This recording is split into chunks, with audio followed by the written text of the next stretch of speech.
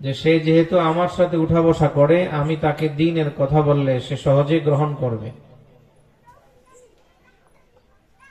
Target করে সকালবেলা তার বাড়িতে গিয়ে তারে ডাকতেছেন। নবীজির আওয়াজ শুনে দুস্থ আনন্দের সাথে ঘর থেকে বের হয়ে আসছে। মুহাম্মদ ইবনে আব্দুল্লাহ, সকাল সকাল আমার বাড়িতে আগমন, উদ্দেশ্য কি? বলতেছে তোমার জন্য একটি বড় সুসংবাদ আছে। কি সংবাদ? সুসংবাদ। আমরা দুনিয়াতে এখন সুসংবাদ মনে করি পকেটে টাকা আসলে, ব্যবসা ভালো হলে, ছেলে বিদেশে ভালো থাকলে, জমিনে ফসল ভালো হলে, এগুলাকে আমরা সুসংবাদ মনে করি, করে কি করি না? তো ওই বেচারাও মনে করছে হয়তো কোনো ব্যবসায়িক সফর হবে, একসাথে আমরা ব্যবসা করতে যাব, এমনই কোন সুসংবাদ নিয়ে মুহাম্মদ ইবনে আব্দুল্লাহ আমার কাছে আসছে।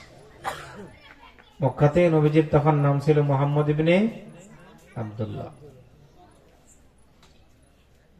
দোস্ত স্থির হয়ে বলতেছে কি সুসংবাদ, তাড়াতাড়ি বলো।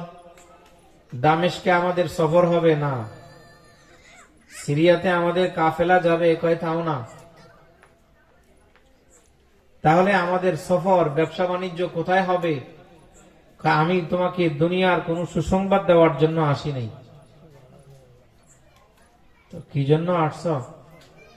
আমি তোমাকে আখিরাতের সর্বোচ্চ, যার পরে আর কোন সুসংবাদ হতে পারে না একজন মুমিনের জন্য, মানুষের জন্য, সেটা হলো তোমাকে চির কল্যাণ আর চির আনন্দের জান্নাতের সুসংবাদ দেওয়ার জন্য আসছে।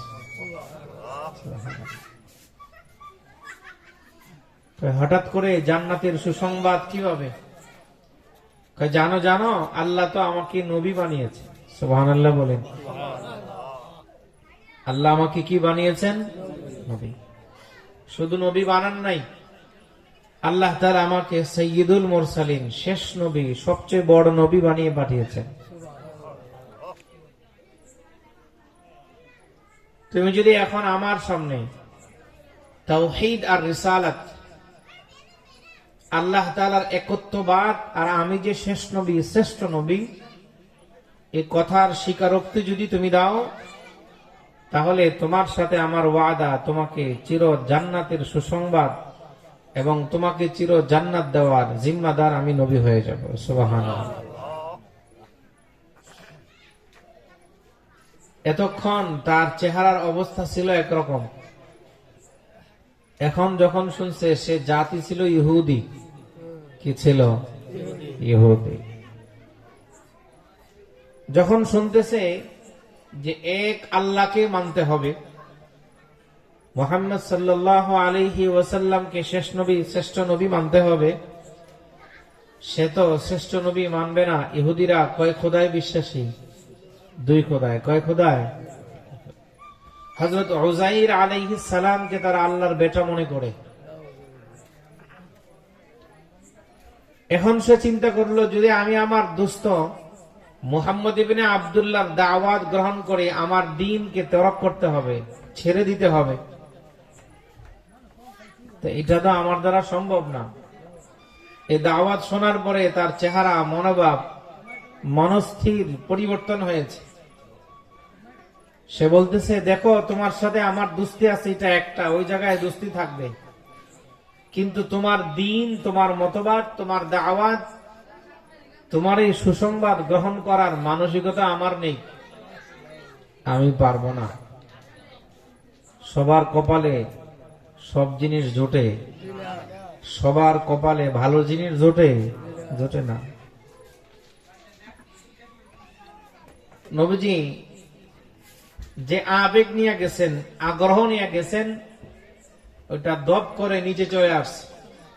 কাছের মানুষ আমার দাওয়াতটা গ্রহণ করলো না, কিন্তু হাল ছাড়েন নাই, আশা ছাড়েন নাই। দুপুর বেলা আবার দাওয়াত দেওয়ার জন্য গিয়েছেন।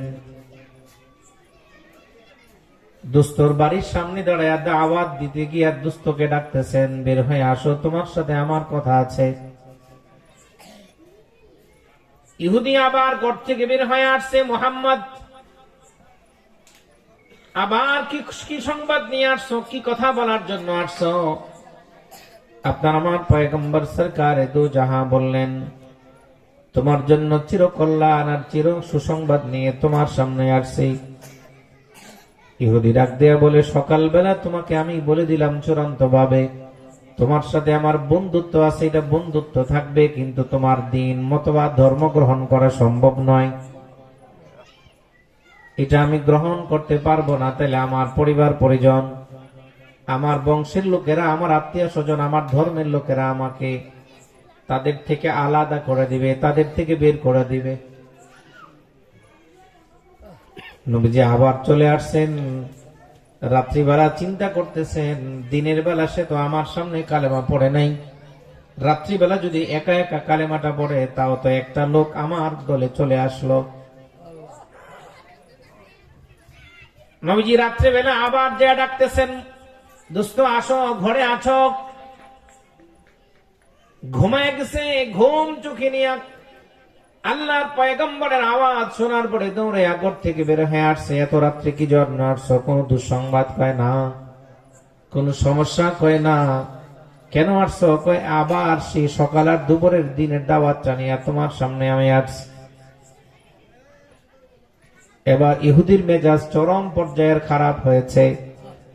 আমি না বললাম সকালবেলা তোমার দাওয়াত গ্রহণ করা সম্ভব নয়, দুপুরে আসছো তখনও বলে দিলাম ভালো করে তোমার দাওয়াত গ্রহণ করা সম্ভব নয়, রাত্রিবেলা আবার আমার ঘুমটাকে নষ্ট করলাম। মেজাজ খারাপ হয়ে গেছে।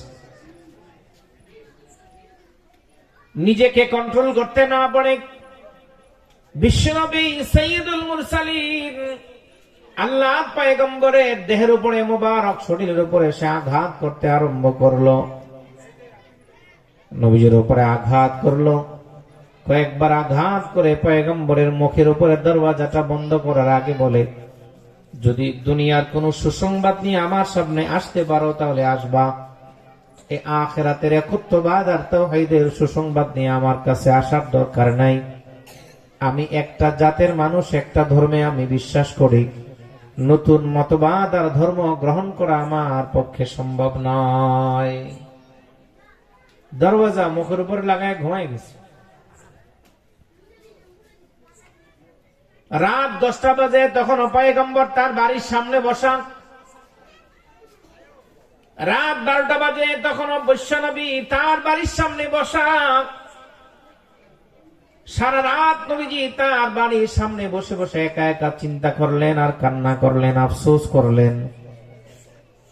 সকাল যখন হয়েছে, মক্কার মানুষগুলা দেখে একে একে মুখে মুখে কানে কানে ছড়ায় গেছে, মুহাম্মদ অমুকের বাড়ির সামনে বসা, কেন হঠাৎ?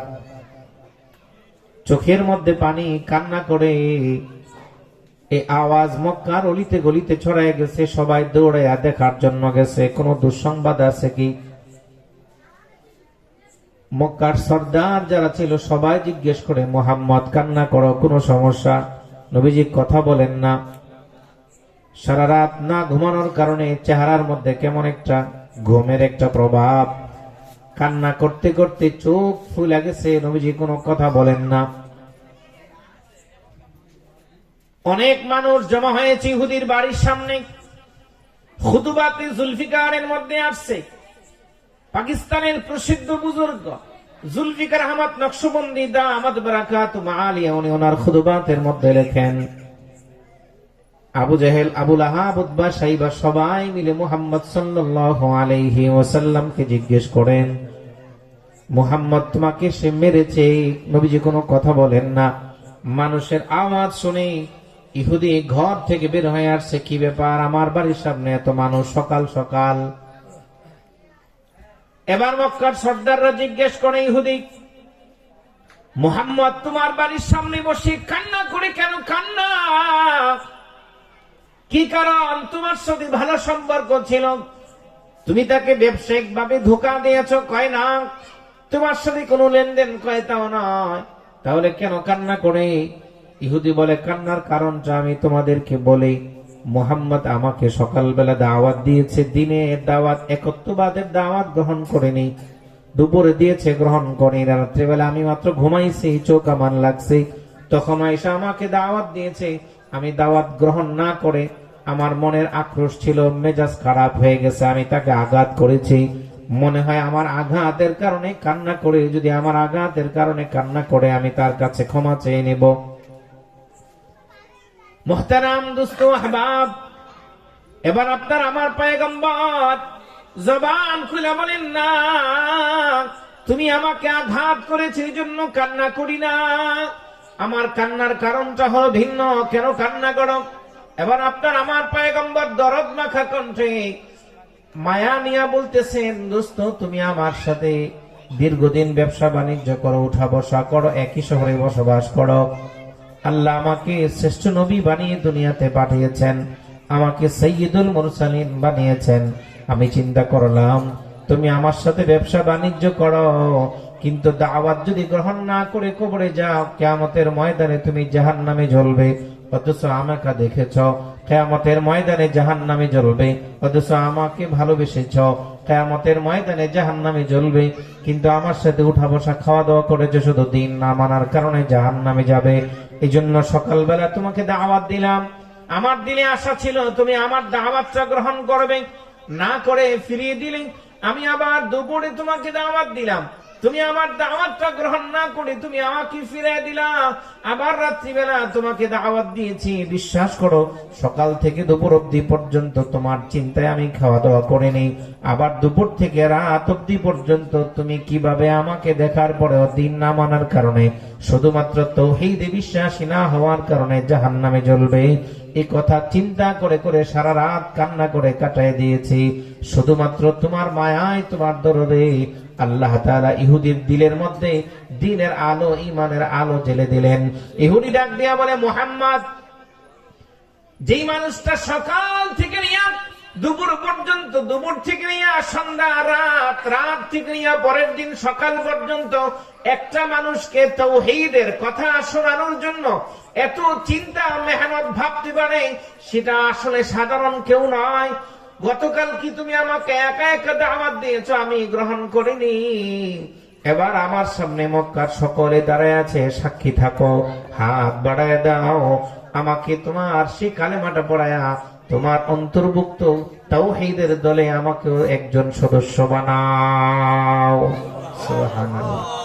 তাহলে একজন, দুইজন, তিনজন, চারজন, যদি দ্বীনের কথা শোনার ইরাদা থাকে, নিয়ত থাকে, ইখলাসের সাথে আমি শুনবো, তাহলে এটা একজন হলেও সমস্যা নাই, দুইজন হলেও সমস্যা নাই। দ্বীনের কথার প্রভাব এটা অনেক বেশি। আমি খুব লম্বা চড়া কথা বলবো না, আমি আপনাদেরই সন্তান, শুধু সামান্য একটু কথা আপনাদেরকে একসাথে জমা করে দেওয়ার জন্য বলছি।